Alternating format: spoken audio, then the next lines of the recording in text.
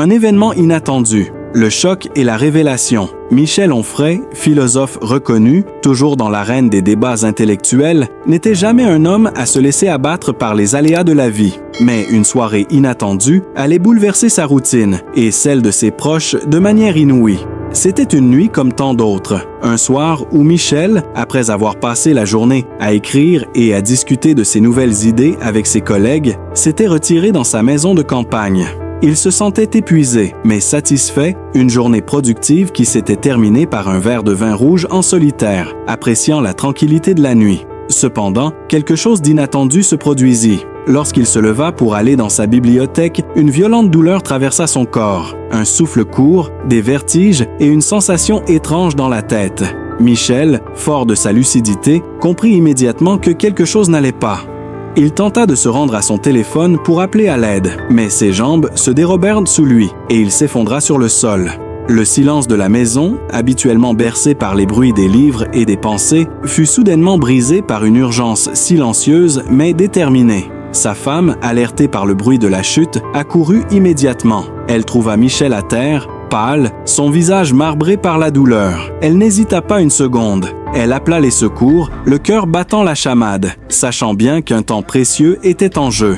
L'hôpital et la prise en charge. Les sirènes des ambulances résonnèrent dans la nuit, tandis que Michel, inconscient mais toujours vivant, était transporté en urgence à l'hôpital. Sa femme, d'un calme apparent mais au cœur brisé, accompagna son mari, priant silencieusement pour qu'il traverse cette épreuve. Au centre médical, les médecins ne perdirent pas de temps et mirent en place une série de tests pour déterminer la cause de cet incident.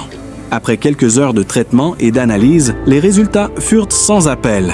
Michel Onfray avait subi un AVC, un accident vasculaire cérébral qui avait provoqué une perte de certaines fonctions motrices et sensorielles. L'équipe médicale commença à mettre en place un suivi rigoureux pour limiter les séquelles à long terme.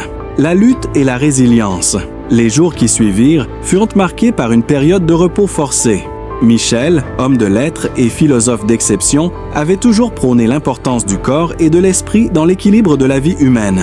Mais cette fois, c'était lui qui se retrouvait dans une position vulnérable. Dans son lit d'hôpital, entouré de ses proches, il réfléchissait à la fragilité de l'existence humaine. Il n'était plus le philosophe qui s'adressait à des foules de partisans et de critiques, mais un homme qui faisait face à ses propres démons intérieurs, à la vulnérabilité qu'il avait toujours éludée dans ses écrits.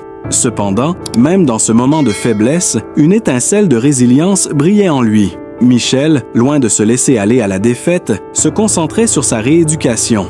Il savait que le chemin serait long, mais son esprit combatif ne le quitterait pas. En se battant, il se rendait également compte que la vie, avec ses hauts et ses bas, méritait d'être vécue pleinement, même dans l'adversité. La force du soutien familial. Sa femme, plus forte que jamais, était à ses côtés à chaque étape. Elle l'encourageait dans ses rééducations, prenant soin de lui de manière discrète mais constante. Elle savait que son mari était un homme d'une grande force mentale, mais qu'il aurait besoin de soutien, non seulement physique, mais aussi émotionnel. Le couple, bien que traversant une épreuve terrible, trouvait un moyen de se rapprocher encore plus, se soutenant mutuellement dans l'adversité. Les enfants du couple, également bouleversés par la nouvelle, prenaient régulièrement des nouvelles de leur père, essayant de lui remonter le moral. L'amour familial s'avérait être un pilier fondamental dans la reconstruction de Michel, les premières lueurs d'espoir. Après plusieurs semaines de rééducation et de traitement, Michel commença à retrouver ses forces. Bien que la route reste semée d'embûches, il retrouvait peu à peu sa mobilité et son esprit acéré. Ses pensées philosophiques s'approfondissaient alors qu'il réfléchissait sur cette expérience bouleversante. L'accident l'avait forcé à repenser sa propre vision de la vie, du temps et de l'existence. L'incident qui aurait pu marquer la fin d'une époque se transforma peu à peu en un tournant dans la vie de Michel.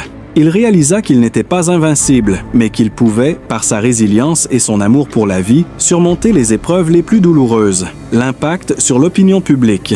Lorsque la nouvelle de son AVC fut rendue publique, la France tout entière réagit avec émotion. Les admirateurs de Michel Onfray, qui l'avaient suivi à travers ses livres et ses conférences, lui envoient des messages de soutien.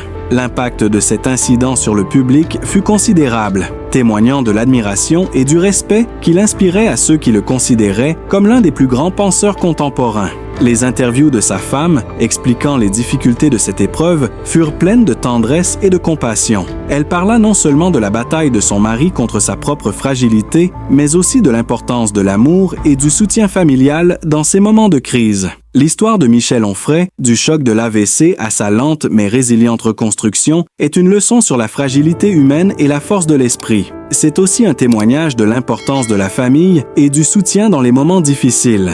Michel Onfray a prouvé, une fois de plus, que la vie, même dans ses pires épreuves, continue d'offrir des raisons de se relever, de se battre et de trouver un sens à son existence, même après le plus grand des chocs.